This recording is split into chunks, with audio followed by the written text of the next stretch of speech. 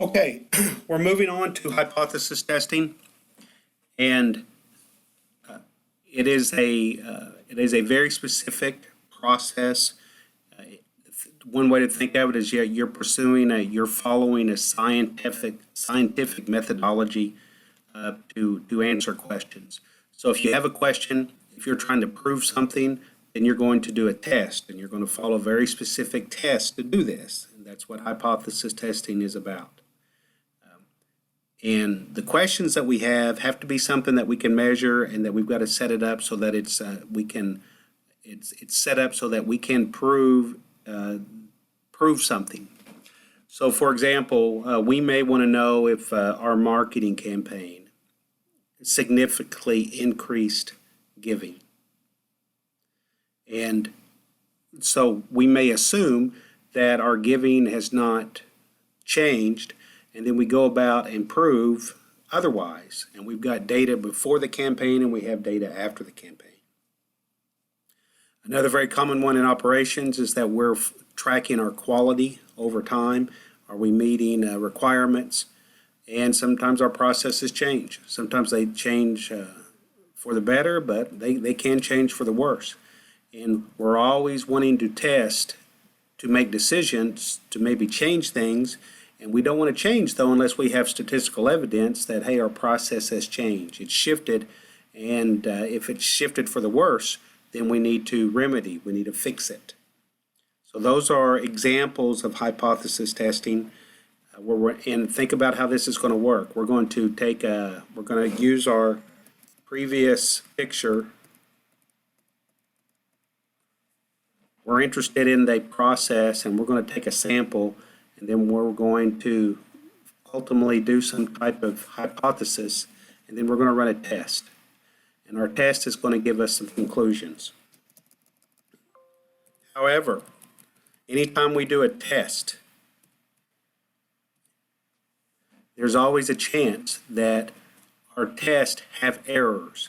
So before we start talking about the steps of a hypothesis testing, let's talk about testing errors. And there's two types. Anytime you do a test, there's two types of errors. There's an alpha error and a beta error. The definitions of these are the alpha is a false positive. It is when the outcome seems to show that there's been a change, something is different, but in reality, nothing has changed. But our test said there was. It would be equivalent to the sky is falling or the boy who cried wolf, when it looks like there is something that happened, and in reality, there's nothing that is changed. And that's an error. We don't want those. That's a bad thing. The other one is the kind of the complement, or the opposite of that, is that the failure of not detecting a change, when in reality there was something that occurred. So let's say there has been a change and we did not detect it. Well, that's a beta error.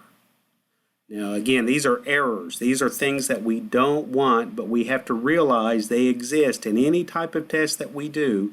When we get conclusions, there's a chance that we're wrong and that we had an error. And we can err on both sides of not detecting it. That's a false or that's a beta, or detecting something that didn't happen, and that's a alpha error. I'm going to put together another video that goes into more detail of this, but keep in mind that you can't make them both small all the time. Making one small will make the other one bigger, and so we're always playing the game of what should we balance. Now, you can make both of them little, but the only way to do that is to increase data. But keep in mind, increasing data costs time, costs money. We may not have the ability or the resources to have a really, really large data set. If we have a small data set, realize that we're going to have to be clever and follow some established rules of establishing alpha and beta. But after we do that, we'll go through the steps. We'll do an example. There are many, many different statistical tests that we can use as our examples. We're going to focus on exactly one for this MBA course, and that is testing population proportions.